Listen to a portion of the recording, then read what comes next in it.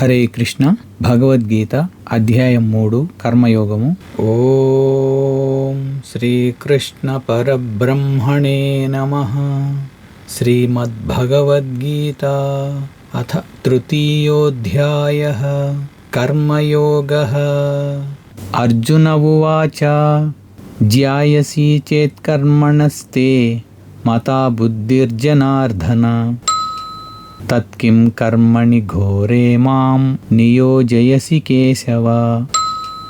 వ్యామిశ్రేణేవ వాక్యేన బుద్ధిం మోహయసీవ మే తదేకం వద నిశ్చిత్య ఏన శ్రేయోహమాప్నుయాం.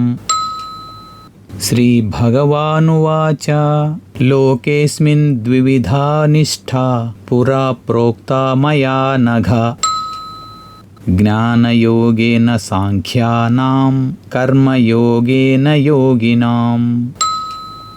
న కర్మణామనారంభాత్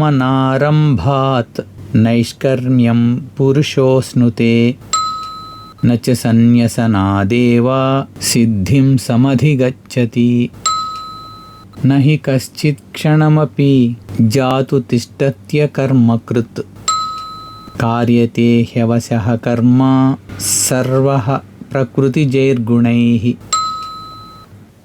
కర్మేంద్రియాణి సంయమ్య య ఆస్తే మనసా స్మరన్ ఇంద్రియార్థాన్ విమూఢాత్మా మిథ్యాచారః స ఉచ్యతే. యస్త్వింద్రియాణి మనసా నియమ్యారభతేర్జున కర్మేంద్రియైః కర్మయోగం అసక్తః స విశిష్యతే. నియతం కురు కర్మత్వం కర్మ జ్యాయో హ్యకర్మణః శరీరయాత్రాపి చ తే న ప్రసిద్ధ్యేద కర్మణః.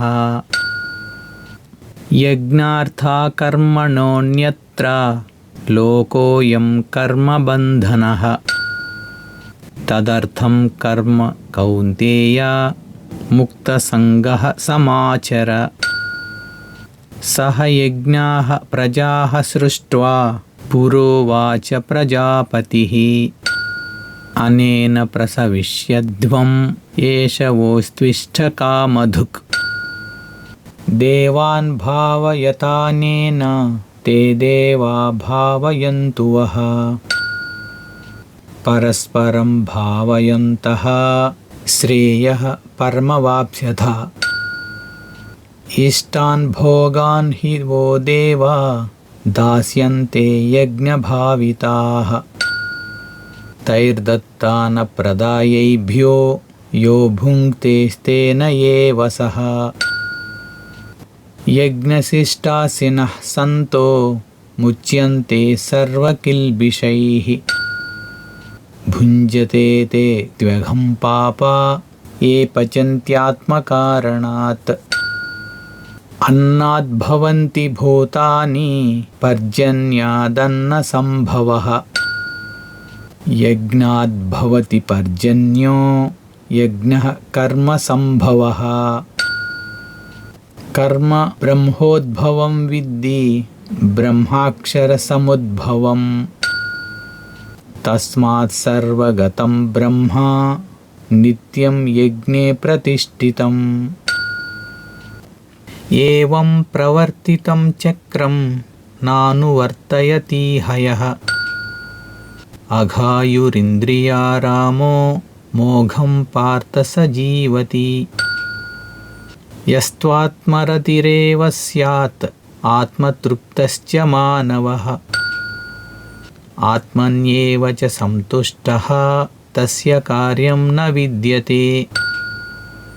నైవ తస్య కృతేనార్థో నాకృతేనేహ కశ్చన న చాస్య సర్వభూతేషు కచ్చిదర్థవ్యపాశ్రయః. తస్మాదసక్తః సతతం కార్యం కర్మ సమాచర. అసక్తో హ్యచరన్ కర్మ పరమాప్నోతి పూరుషః. కర్మణ్యేవ హి సంసిద్ధిం అస్థితా జనకాదయః లోకసంగ్రహమేవాపి సంపశ్యన్ కర్తుమర్హసి. యద్యదాచరతి శ్రేష్టః తత్తదేవేతరో జనః.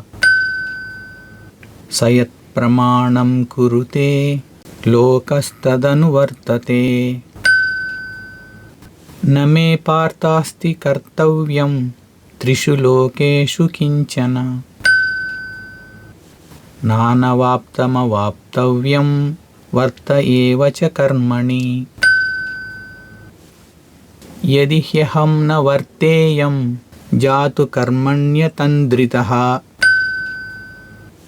మమ వర్త్మానువర్తంతే మనుష్యాః పార్థ సర్వశః. ఉత్సీదేయురిమే లోకా న కుర్యాం కర్మ చేదహం. సంకరస్య చ కర్తా స్యాం ఉపహన్యామి మాః ప్రజాః. సక్తాః కర్మణ్య విద్వాంసో యథా కుర్వంతి భారత. కుర్యాద్విద్వాంస్తథా సక్తః చికీర్షుర్లోకసంగ్రహం. న బుద్ధిభేదం జనయేత్ అజ్ఞానాం కర్మసంగినాం. జోషయేత్ సర్వకర్మాణి విద్వాన్ యుక్తః సమాచరన్. ప్రకృతేః క్రియమాణాని గుణైః కర్మాణి సర్వశః. అహంకార విమూఢాత్మా కర్తాహమితి మన్యతే. తత్వవిత్తు మహాబాహో గుణకర్మ విభాగయోః. గుణాగుణేషు వర్తంత ఇతి మత్వా న సజ్జతే. ప్రకృతేర్గుణసమ్మూఢాః సజ్జన్తే గుణకర్మసు. తాన కృత్స్నవిదో మందాన్ కృత్స్నవిన్న విచాలయేత్. మయి సర్వాణి కర్మాణి సన్యస్యాధ్యాత్మచేతసా. నిరాశీర్నిర్మమో భూత్వా యుధ్యస్వ విగతజ్వరః.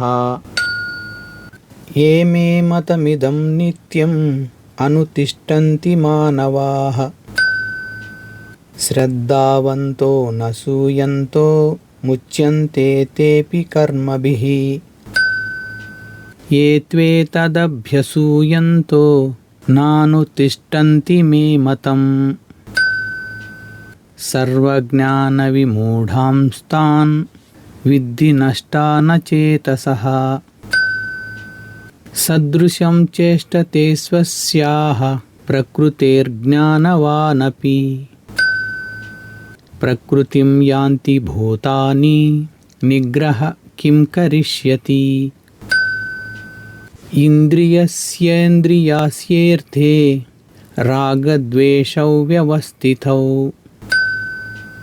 తయోర్నవశమాగచ్చేత్ తౌ హ్యస్య పరిపంథినౌ. శ్రేయాన్ స్వధర్మో విగుణః పరధర్మాత్ స్వనుష్ఠితాత్. స్వధర్మే నిధనం శ్రేయః పరధర్మో భయావహః. అర్జున ఉవాచ అథ కేన ప్రయుక్తోయం పాపం చరతి పూరుషః. అనిచ్చన్నపి వార్ష్ణేయ బలాదివ నియోజితః. శ్రీభగవానువాచ కామయేష క్రోధయేష రజోగుణసముద్భవః. మహాశనో మహాపాప్మా విద్యేనమిహ వైరిణం. ధూమేన వ్రియతే వహ్నిర్యథా దర్శో మలేన చ. యథోల్బేనావృతో గర్భః తథా తేనేదమావృతం. ఆవృతం జ్ఞానమేతేన జ్ఞానినో నిత్యవైరిణా. కామరూపేణ కౌంతేయ దుష్పూరేణానలేన చ. ఇంద్రియాణి మనోబుద్ధిః అస్యాధిష్టానముచ్యతే. ఏతైర్విమోహయత్యేషా జ్ఞానమావృత్య దేహినం. తస్మాత్ త్వమింద్రియాణ్యాదౌ నియమ్య భరతర్షభ. పాప్మానం ప్రజహిహ్యేనం జ్ఞాన విజ్ఞాననాశనం. ఇంద్రియాణి పరాణ్యాహుః ఇంద్రియేభ్యః పరం మనః. మనసస్తు పరా బుద్ధిర్ యో బుద్ధేః పరతస్తు సహా. ఏవం బుద్ధేః పరం బుద్ధ్వా సంస్తభ్యాత్మానమాత్మనా. జహి శత్రుం మహాబాహో కామరూపం దురాసదం. ఓం తత్సత్ ఇతి శ్రీమద్భగవద్గీతాసు ఉపనిషత్సు బ్రహ్మ విద్యాయాం యోగశాస్త్రే శ్రీకృష్ణార్జున సంవాదే కర్మయోగో నామ తృతీయోऽధ్యాయః. ఓం శ్రీకృష్ణ పరబ్రహ్మణే నమః. హరి ఓం తత్సత్. సర్వం శ్రీకృష్ణార్పణమస్తు. జగద్గురు శ్రీల ప్రభుపాద కీ జై. అనంతకోటి వైష్ణవ భక్త బృంద కీ జై. నితాయ్ గౌర్ ప్రేమానందే. హరి హరి బోల్. హరే కృష్ణ. హరే కృష్ణ. భగవద్గీత అధ్యాయం